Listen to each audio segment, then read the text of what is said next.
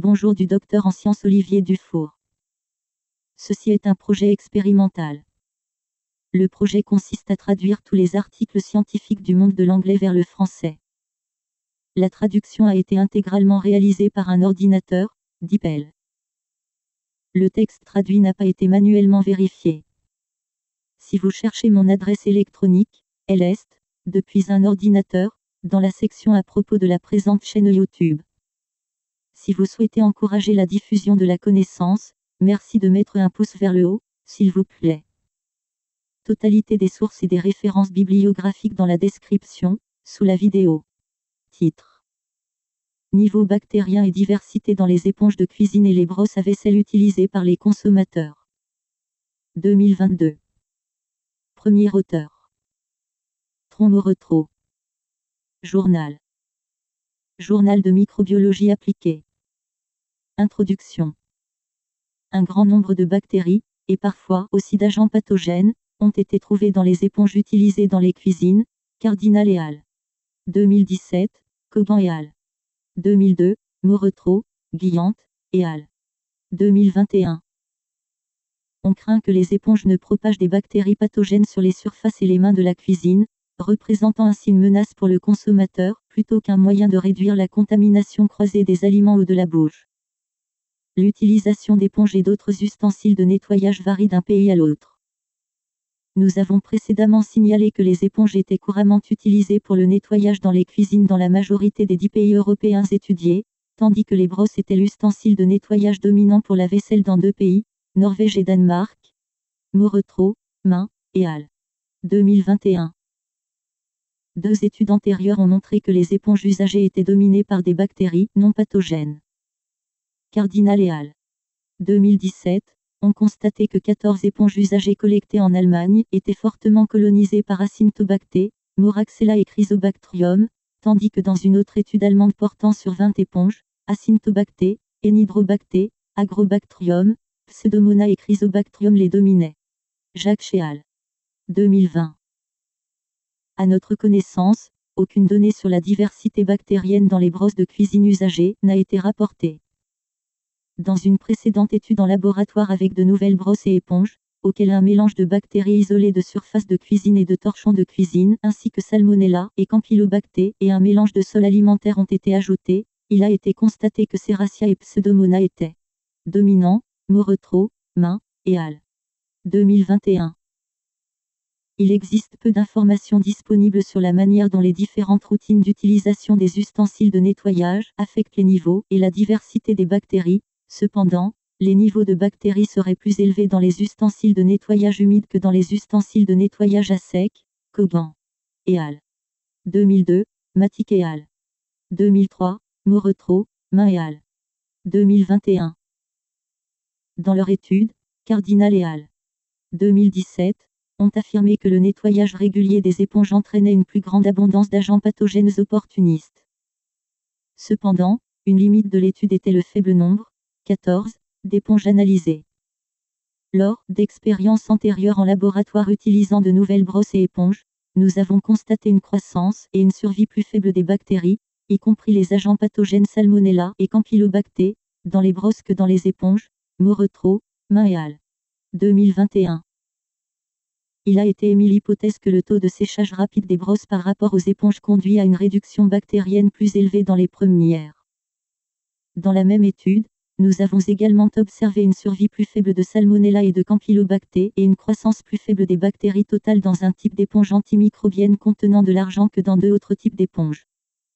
Cependant, étant donné qu'aucune zone d'inhibition autour de l'éponge contenant de l'argent n'a été observée lorsque son activité antibactérienne a été évaluée par des tests de diffusion sur gélose, il n'était pas clair si les effets sur la croissance/survie étaient dus à un effet antibactérien de l'argent ou non.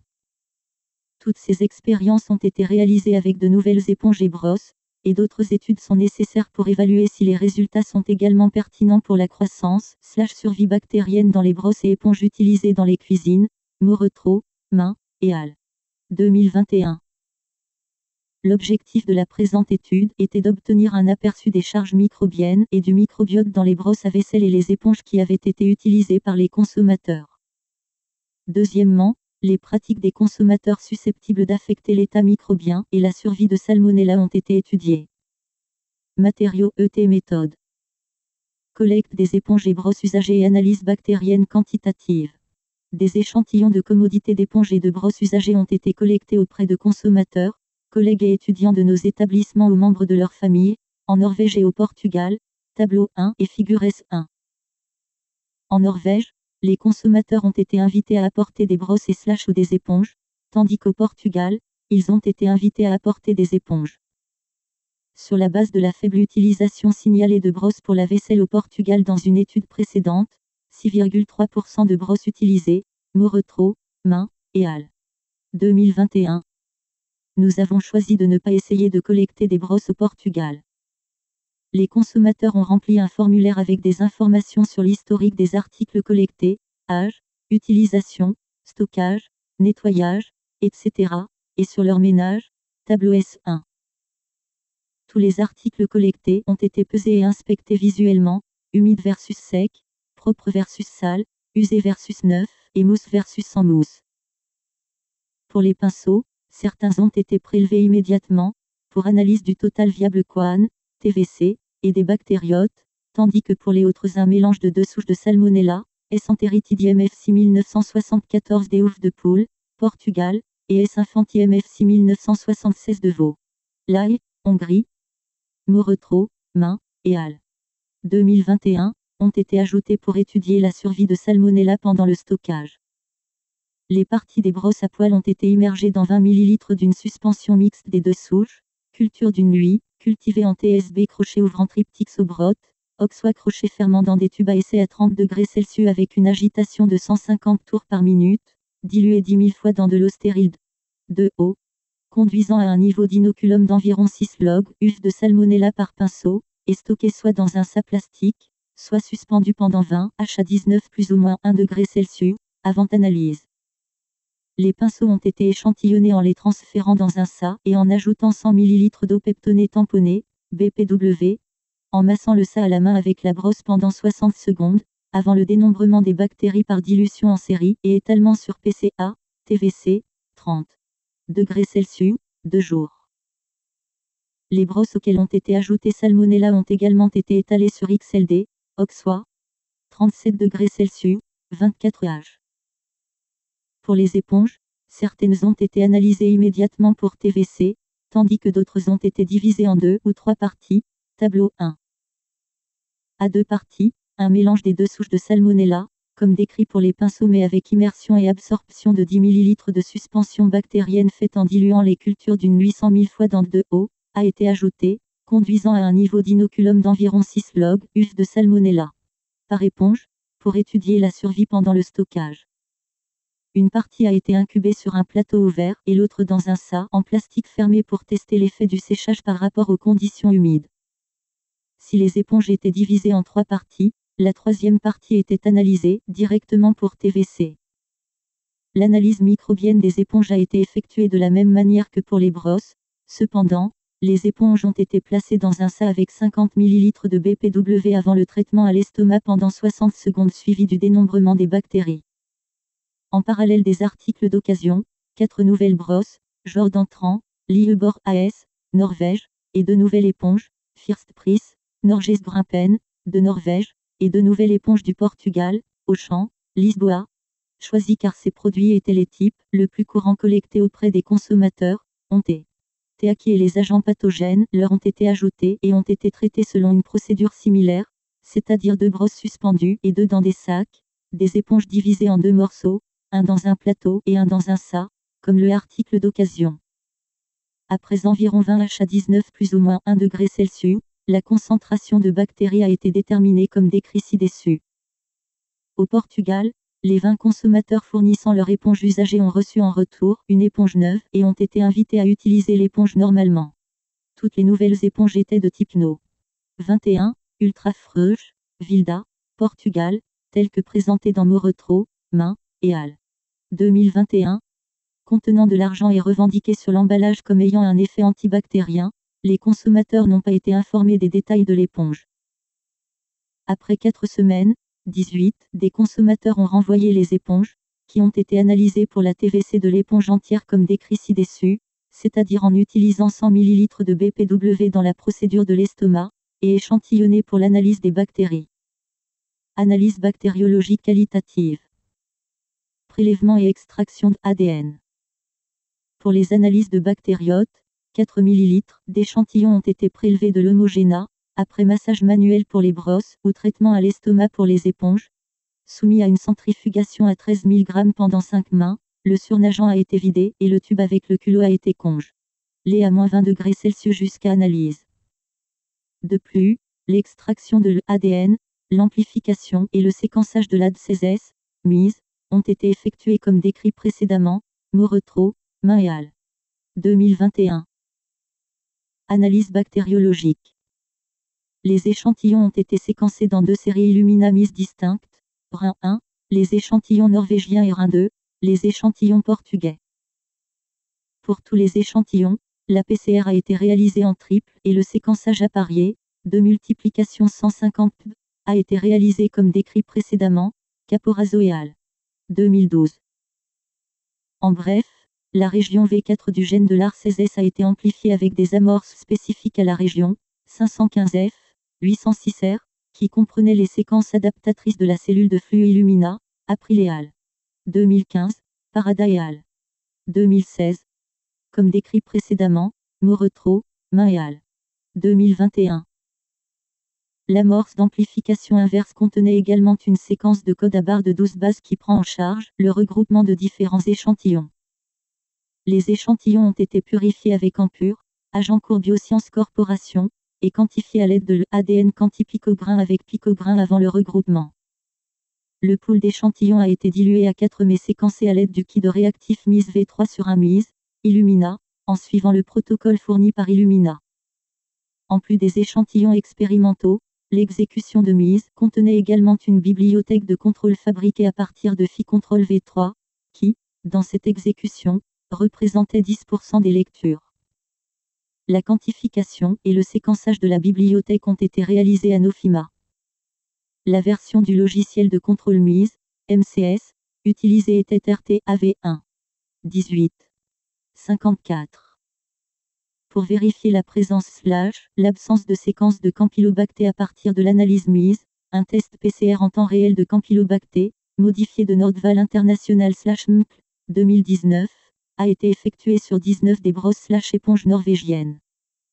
Les amorces sans/100 et la sonde Campylobacter étaient telles que décrites dans la méthode MCL. Les réactions ont été réalisées sur un système de PCR en temps réel Quant Studio 5, appuyé Biosystem, en utilisant le taquement marque déposé Fast Advanced Mastémie en suivant les recommandations du fabricant. Le ADN de C. Jeujunic 11168 a été utilisé pour générer une courbe standard et comme contrôle positif. Calcul et statistiques. Les séquences d'amplicondar MIS 16S des 2 séries ont été traitées séparément dans SIM2, trait d'union 2019. 1 et SIM2, trait d'union 2020. 2. Bolien et al. 2019. En bref, les données ont été démultiplexées à l'aide de DEMU, les extrémités appariées ont été jointes à l'aide de VSWORK, la qualité a été filtrée sur la base d'un Q-score supérieur à 30, ont été débritées à l'aide de Deblure, la taxonomie a été réalisée à l'aide de Classify-Sclurn avec la base de données grand jeu 16S, 13-8, et la diversité alpha, richesse de la population, et la diversité bêta, variation de la structure des bactéries entre les échantillons/environnement, et la signification ont été calculées. Amir et al. 2017, Bokulik et al. 2018, Bolien et al. 2019, McDonald et al. 2012, Pedregosa et al. 2011. Les séquences provenant de mitochondries et de chloroplastes, très peu, ont été filtrées de l'ensemble de données finales. Les échantillons ont été raréfiés à 30 000 lectures par échantillon avant l'analyse de la diversité, la richesse de la population et l'analyse multivariée permutationnelle de la variance, Permanova. La signification des groupes UTO, unités taxonomiques opérationnelles, observées a été vérifiée pour toutes les pratiques de consommation et les informations sur les ménages signalés, et les parcelles de diversité bêta ont été inspectées visuellement pour toutes les pratiques/informations avant que Permanova ne soit utilisé sur les pratiques/informations sélectionnées. L'analyse Permanova était basée sur la dissemblance Brief-Curti, non phylogénétique, pondérée et non pondérée unifrac, et a été utilisée pour tester l'hypothèse selon laquelle les distances entre les échantillons d'un groupe, distance intragroupe, diffèrent des distances aux échantillons d'un autre groupe, distance entre groupes. Unifrac prend en compte la relation évolutive entre les séquences, et unifrac non pondéré, qualitatif, est plus sensible aux différences dans les caractéristiques de faible abondance par rapport à unifrac pondéré, quantitatif.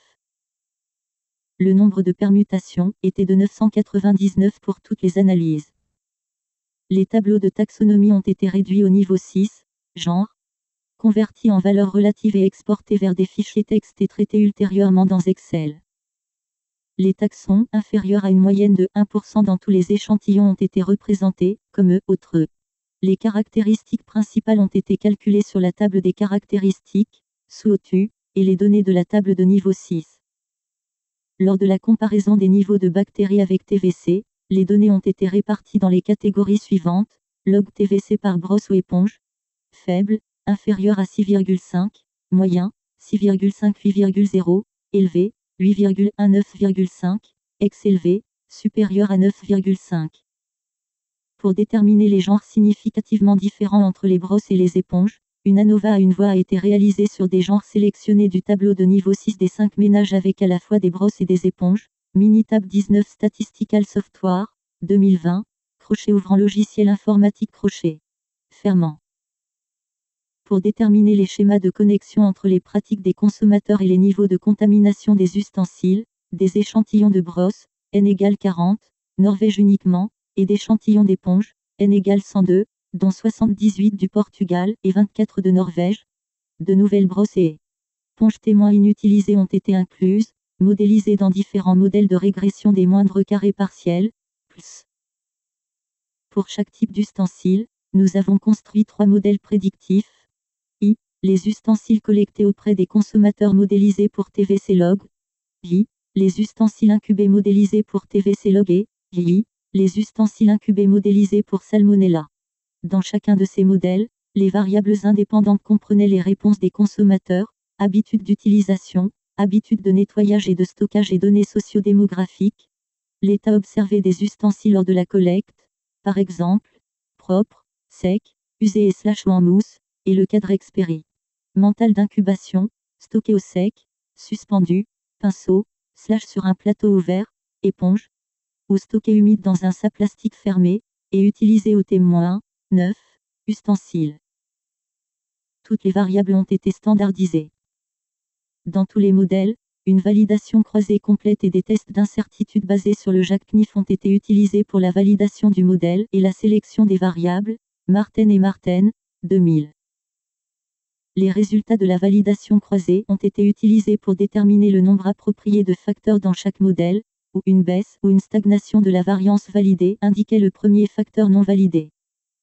La variance ajustée pour les modèles retenus variait de 39,9%, modèle à 1 facteur pour le journal TVC sur 43 éponges utilisées, à 87,8%, modèle à 4 facteurs pour le journal TVC sur 58 éponges utilisées et 9 après incubation et stockage.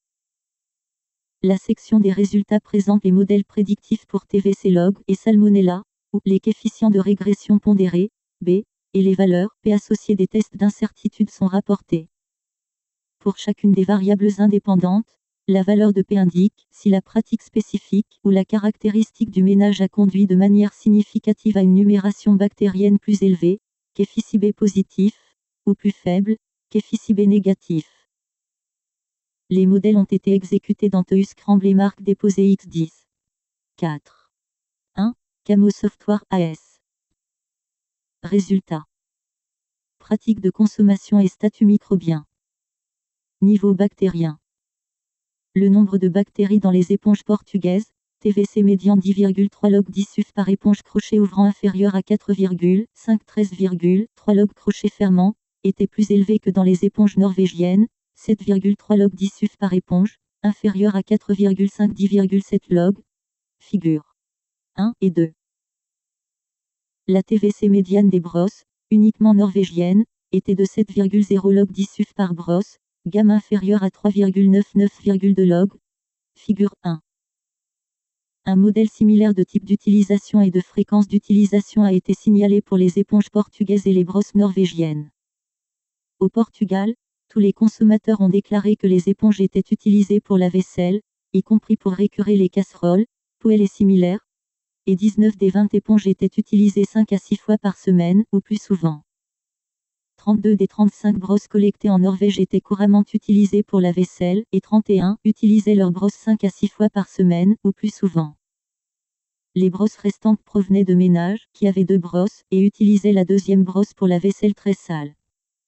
7 des 14 éponges norvégiennes étaient exclusivement utilisées pour nettoyer la vaisselle très sale, frotter les casseroles, etc., et non pour la vaisselle générale, et 8 des éponges étaient utilisées une fois par semaine, ou moins souvent. Toutes les éponges norvégiennes, sauf une, provenaient de ménages, qui fournissaient également une brosse couramment utilisée pour la vaisselle. Les consommateurs ont également déclaré comment ils gardaient leurs ustensiles de vaisselle propres. L'utilisation du lave-vaisselle était plus fréquente pour les brosses que pour les éponges. Sur les 35 pinceaux norvégiens collectés, 23 auraient été nettoyés au lave-vaisselle, certains en combinaison avec un rinçage à l'eau et l'utilisation de savon, 3 avec du chlore, 4 avec de l'eau et du savon et 5 rincés à l'eau uniquement. Parmi les 14 éponges norvégiennes collectées, 7 ont été déclarées nettoyées par rinçage à l'eau, 4 au savon et 2 au lave-vaisselle. Une éponge a été désinfectée au chlore. Parmi les 20 éponges collectées auprès des consommateurs portugais lors du premier tour, 13 auraient été nettoyées à l'eau et au savon, une à l'eau seulement, et 6 ont été désinfectées au chlore. Parmi les consommateurs utilisant du chlore, 3 l'ont utilisé en combinaison avec du savon et 1 avec un lave-vaisselle. Le temps d'utilisation avant de donner les ustensiles à l'analyse microbienne variait considérablement entre les consommateurs, le type d'ustensile et les deux pays. Les brosses norvégiennes avaient été utilisées le plus longtemps, puisque 18 des 35 brosses norvégiennes avaient été utilisées pendant 2 mois ou plus, tandis que la majorité, 13/20, des éponges portugaises avaient été utilisées pendant 2 à 4 semaines et seulement 3 pendant plus d'1 mois. Pour les éponges norvégiennes, la durée d'utilisation rapportée était comprise entre 3 jours et 6 mois, sans modèle de distribution clair.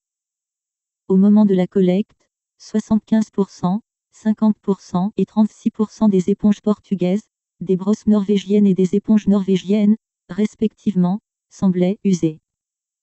Les relations potentielles entre les niveaux de TVC et l'utilisation déclarée et les observations des ustensiles de nettoyage ont été étudiées dans les régressions PLS. Les brosses qui semblaient neuves plutôt que usées, P égale 0,044, tableau 2, avaient un TVC inférieur, TVC moyen 9 égale 6,1 log, 8 articles. Usé égale 7,7 log, 7 articles. De plus, les brosses déclarées être nettoyées avec du savon de façon routinière, plutôt que lave-vaisselle, avaient une TVC inférieure, P égale 0,022, tableau 2. Moyenne TVC savon égale 5,6 log, 7 articles. Lave-vaisselle égale 6,9 log, 8 articles. Seuls 3 pinceaux ont été nettoyés au chlore, sans effet observable sur TVC. Il n'y avait aucune différence statistiquement significative, P supérieur à 0,05, dans le nombre de bactéries entre les différents types/marques de brosse, ou d'autres informations rapportées sur l'utilisation. Pour les éponges collectées auprès des consommateurs portugais et norvégiens, aucune des pratiques de consommation étudiées, telles que les routines de nettoyage et de stockage, ou le changement d'éponge, n'a eu d'impact significatif sur les résultats TVC, P supérieur à 0,05. Dans l'étude où les consommateurs portugais ont utilisé l'éponge No. 21, contenant de l'argent, pendant 4 semaines, le TVC médian était de 10,7 log, plage de 6,3 à 11,7 log, non significativement différent, P supérieur à 0,05, du niveau dans les éponges collectées au premier tour, figure 2. Microbiote. Au total, la bactérie a été identifiée dans 14 brosses et 41 éponges usagées. L'analyse des caractéristiques principales, au niveau du genre, des bactéries présentes dans les éponges et les brosses a montré que les deux pays avaient 5 genres/familles principaux, taxons, présents dans tous les articles, en commun, Acinetobacter, Chrysobacterium, Enidrobacter, Enterobacteriaceae et Pseudomonas. Parmi ceux-ci, Acinetobacter, Chrysobacterium, Enterobacteriaceae et Pseudomonas figuraient également parmi les 5 taxons les plus abondants dans les deux pays, figures 1 et 2, tableau 3. La principale différence entre les deux pays était une abondance relative plus faible d'Enidrobacter dans les articles portugais par rapport aux articles norvégiens, et cela était principalement dû à une plus faible abondance d'Enterobacter dans les éponges que dans les brosses. Pour les 5 ménages norvégiens qui fournissaient à la fois une brosse et une éponge, l'abondance relative d'Enidrobacter était significativement plus élevée, P égale 0,007, dans les brosses que dans les éponges, tandis qu'Acinetobacter était plus élevé, P égale 0,007, dans les éponges que dans les brosses, figure 1. L'analyse des caractéristiques de base sur les sous-otus, SOTU, a montré qu'une SOTU représentant Enidrobacter était présente dans tous les éléments, tableau 3. Cependant, la recherche manuelle BLAST de la séquence représentative a donné à la fois Moraxella osloensi et Enidrobacter aurosacu comme la correspondance la plus proche, les deux à 100%. Ce SOTU était également le plus abondant dans les articles norvégiens. Dans l'ensemble, Acinetobacter était le genre le plus abondant, représenté par 7 SOTU différentes, parmi les caractéristiques principales supérieures à 90%, présentées dans le tableau 3, où 3 figuraient parmi les 10 les plus abondants dans les deux collections. 2. Des ménages ont fourni 2 brosses chacun, l'une des brosses étant plus ancienne et déclassée par rapport à l'utilisation normale et utilisée uniquement sur la vaisselle très sale. Les 2 brosses utilisées uniquement pour la vaisselle très sale avaient une abondance plus élevée d'Acinetobacter et plus faible de Pseudomonas, que les brosses utilisées pour le lavage de la vaisselle ordinaire, figure 1. Pour étudier les différences de nombre d'espèces bactériennes et de composition entre les brosses et les éponges, et la corrélation potentielle avec les pratiques de consommation rapportées et les informations sur les ménages, des analyses de diversité alpha, richesse de la population, et de diversité bêta, variation des bactéries entre les éléments/environnement, ont été effectuées. Il n'y avait pas de différence significative, P supérieur à 0,05, dans la richesse de la population, OT, U observée, ou la diversité bêta entre les brosses norvégiennes, N égale 14, et les éponges, N égale 5.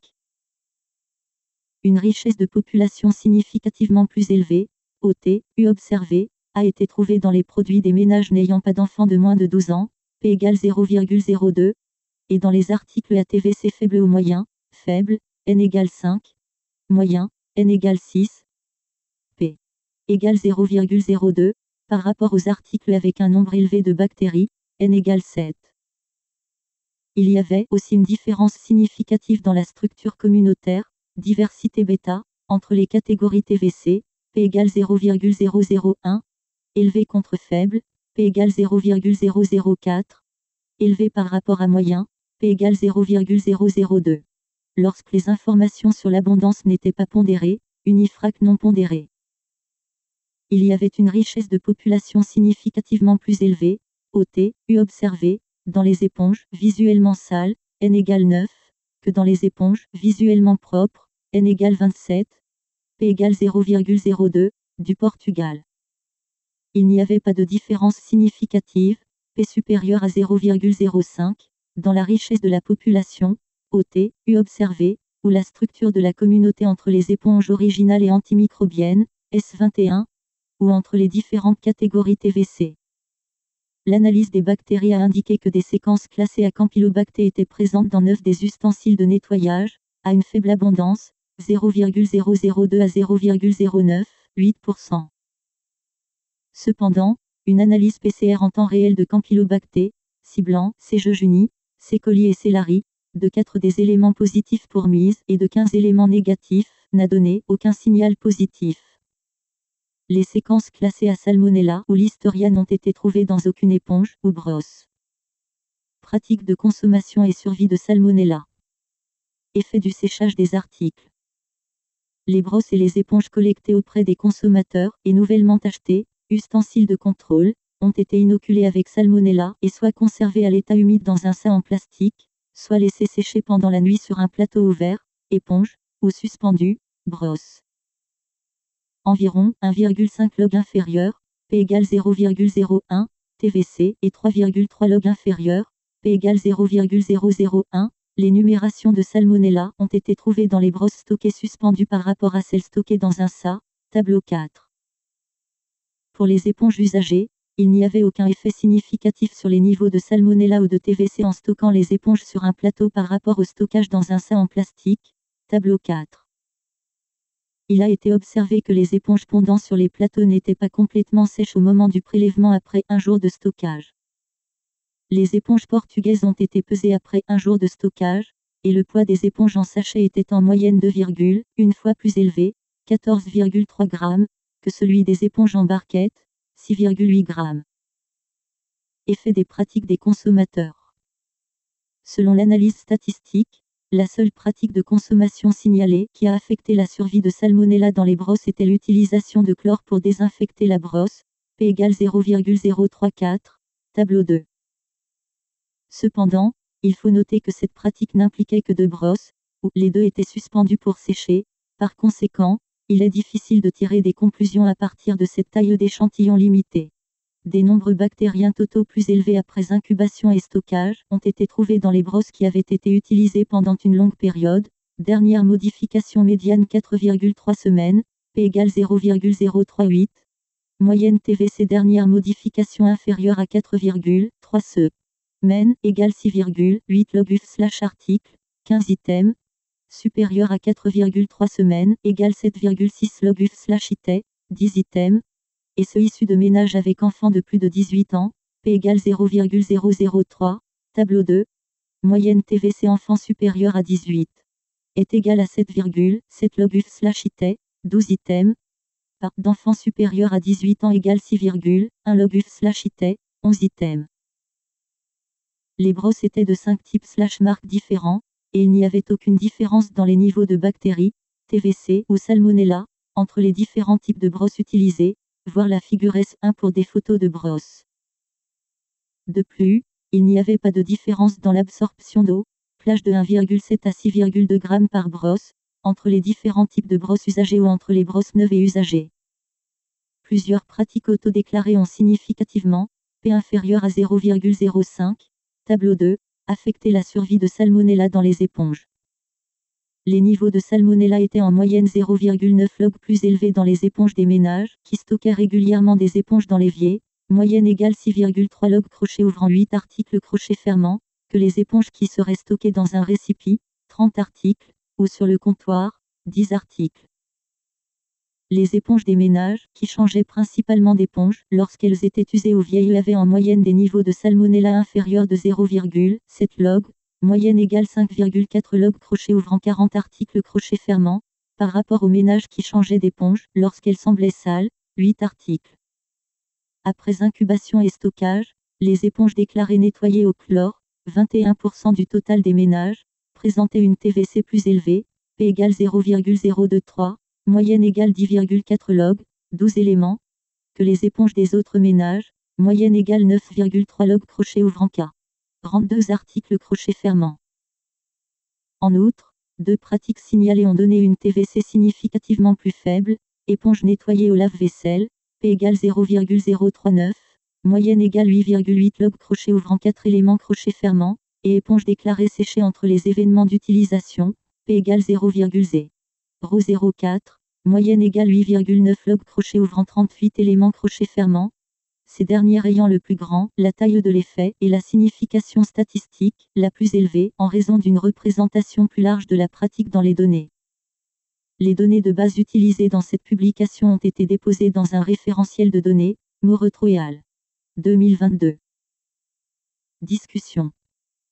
Les résultats de la présente étude ont montré qu'en général, des nombres élevés de bactéries ont été observés dans les ustensiles de nettoyage utilisés par les consommateurs, et aucun lien clair n'a été trouvé entre les niveaux de bactéries et la plupart des pratiques des consommateurs. Une exception était l'utilisation de brosses au lieu d'éponges pour la vaisselle. Les éponges collectées au Portugal et les brosses en Norvège étaient principalement utilisées pour la vaisselle. Une enquête précédente a confirmé que les éponges et les brosses étaient les ustensiles de nettoyage les plus courants pour la vaisselle au Portugal et en Norvège, respectivement, Moretro, Main, et al. 2021. Les résultats de la présente étude ont indiqué que le nettoyage des ustensiles qui séchaient entre les utilisations contiendrait un nombre inférieur de bactéries, y compris des agents pathogènes.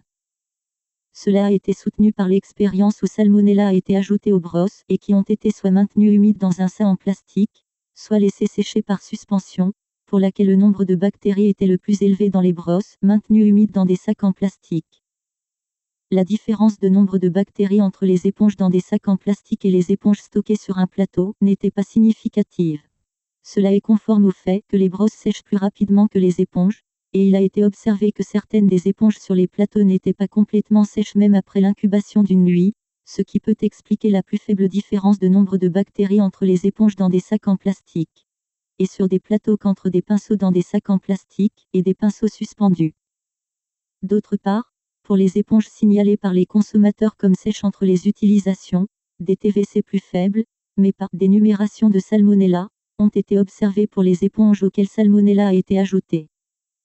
Par conséquent, on ne peut pas exclure que le séchage puisse également réduire le nombre de bactéries dans les éponges, mais l'effet sur la sécurité alimentaire n'est pas clair, car Salmonella n'a pas été affectée.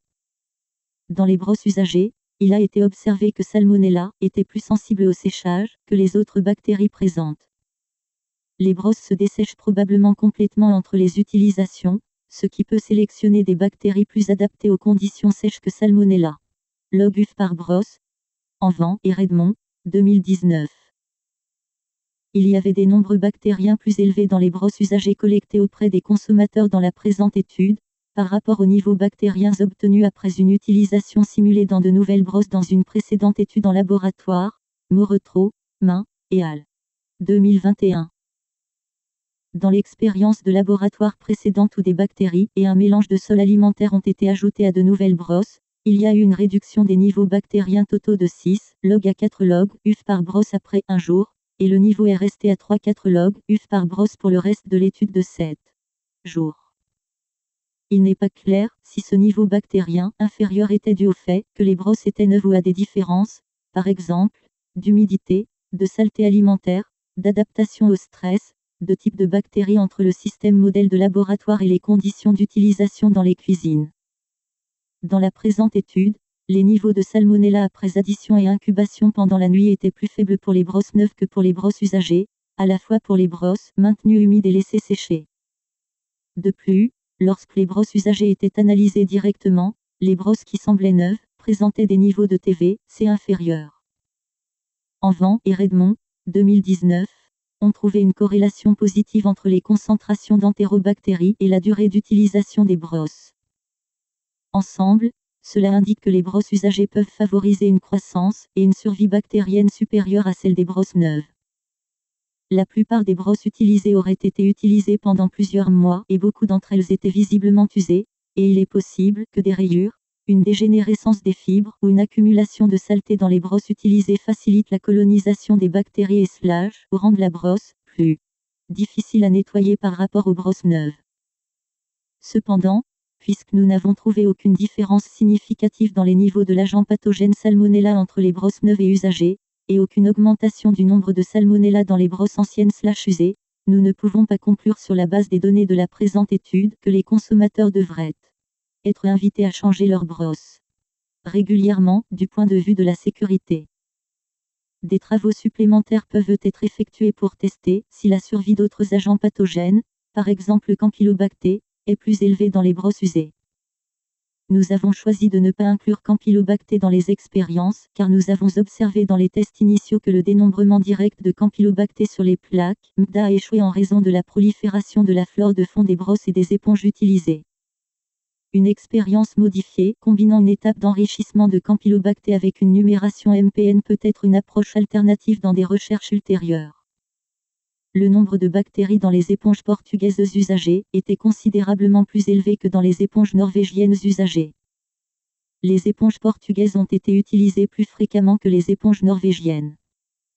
La fréquence d'utilisation plus élevée peut entraîner une humidité plus fréquente des éponges portugaises, ce qui peut expliquer les niveaux bactériens plus élevés. Le nombre de bactéries le plus élevé, 9 log UF/éponge, parmi les éponges norvégiennes utilisées a été trouvé pour une éponge qui aurait été utilisée plusieurs fois par jour. Dans les deux pays, les éponges auraient été utilisées pour laver les casseroles, les poêles, etc., et la vaisselle très sale.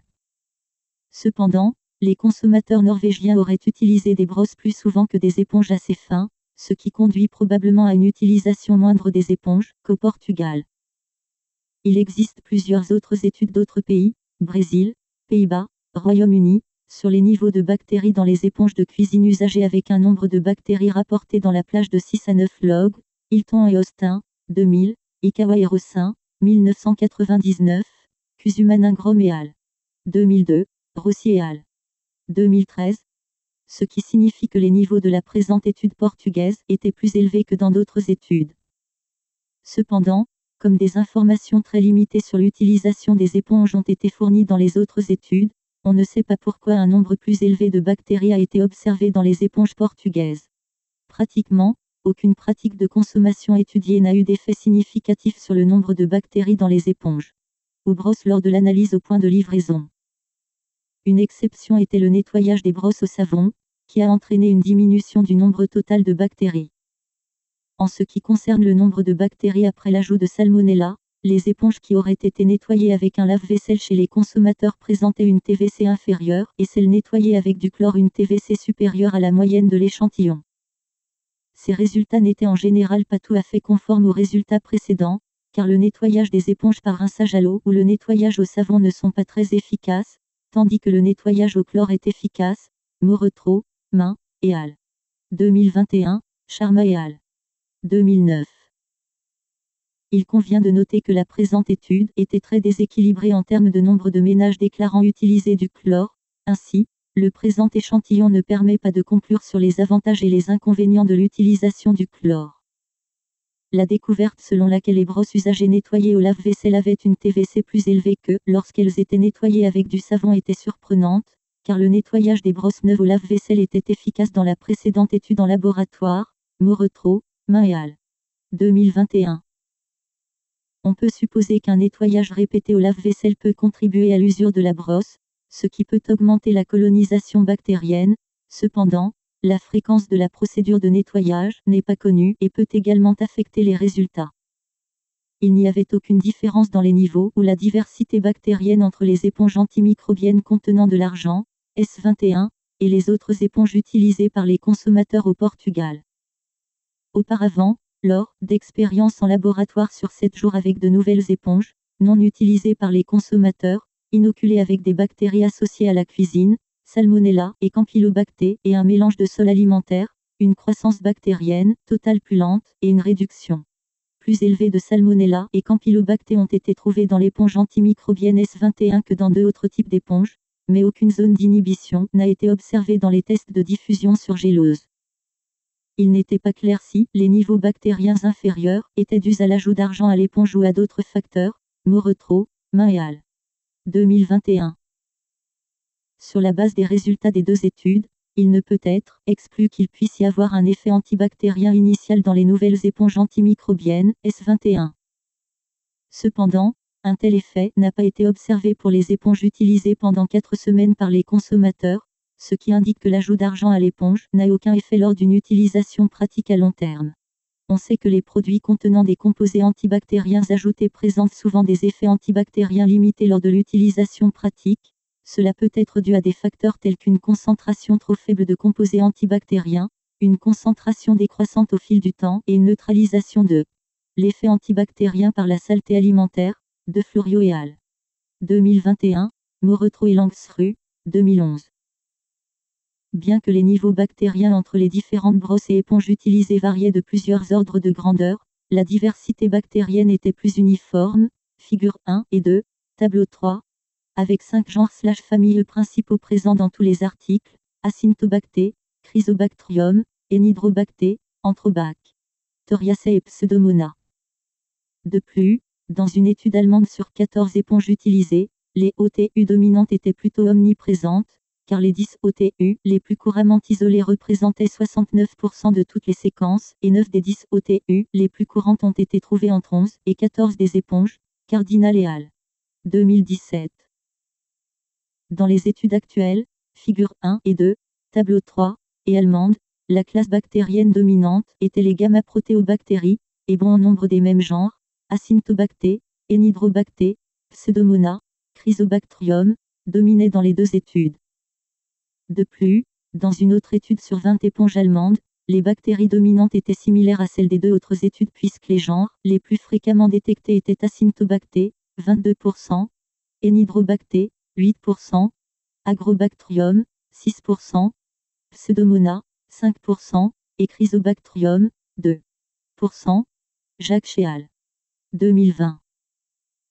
Sur la base de la présente étude et des deux études allemandes, cela suggère qu'il pourrait y avoir un ensemble de bactéries communes, Acinetobacter, Enidrobacter, Pseudomonas et Chrysobacterium étant les plus dominantes, dans les éponges et les brosses utilisées dans différents pays d'Europe. Ces bactéries semblent être présentes indépendamment des variations du type d'ustensile, des conditions de stockage, de la fréquence d'utilisation, des procédures de nettoyage et de la composition du ménage. Il n'est pas clair si ces bactéries sont constamment introduites ou persistent dans les brosses et les éponges. Pseudomonas et Acinetobacter sont largement répandus dans la nature, par exemple, le sol et l'eau sont parmi les bactéries les plus couramment isolées dans les environnements de transformation des aliments relativement humides et sont également fréquemment isolées des aliments. Ces bactéries ont de faibles besoins en nutriments, se développent rapidement dans une large plage de température et peuvent former des biofilms, Moretro et Langsrud, 2017. Chrysobacterium a été trouvé dans des environnements de production de saumon et de fromage à petite échelle et dans des aliments crus, de B. et al. 2005, Moretro et al. 2016, Schirmer et al. 2013, Tse et al. 2016. Enidrobacter n'est pas fréquemment trouvé dans les environnements de transformation des aliments, mais il a été signalé qu'il prédominait dans les éviers de cuisine norvégiens dans une étude précédente, Main et al. 2016. Les ustensiles de nettoyage sont principalement utilisés et couramment stockés dans l'évier, mais il n'est pas clair s'ils sont contaminés par Enidrobacter de l'évier ou l'inverse. Comme l'environnement de la cuisine est généralement plus sec que de nombreux environnements de transformation des aliments et qu'Enidrobacter était particulièrement associé aux brosses, qui sèchent rapidement, cela peut indiquer qu'Enidrobacter est particulièrement adapté aux environnements secs. Enidrobacter / Moraxella font partie des bactéries dominantes sur la peau humaine, Li et al. 2021, qui est un environnement très sec. De plus, d'autres explications de la dominance d'Enidrobacter dans les environnements de cuisine, brosses, éponges, éviers, mais pas dans les environnements de transformation des aliments, sont possibles. Leur présence courante sur la peau humaine peut entraîner des transferts plus fréquents sur les surfaces et les ustensiles de nettoyage dans les cuisines que dans l'industrie alimentaire, où moins de surfaces sont en contact direct avec la peau humaine. Une autre hypothèse pourrait être qu'Enidrobacter est sensible aux agents d'assainissement utilisés dans l'industrie alimentaire. Cependant, des recherches supplémentaires sont nécessaires pour conclure sur les raisons pour lesquelles Enidrobacter domine dans le nettoyage des ustensiles de cuisine, et non dans les environnements de transformation des aliments. Le SOTU représentant Enidrobacter était le seul SOTU présent dans tous les éléments de l'étude actuelle. La recherche manuelle BLAST de la séquence représentative d'Enidrobacter a donné Moraxella osloensi et Enidrobacter aurosacu comme par le plus proche.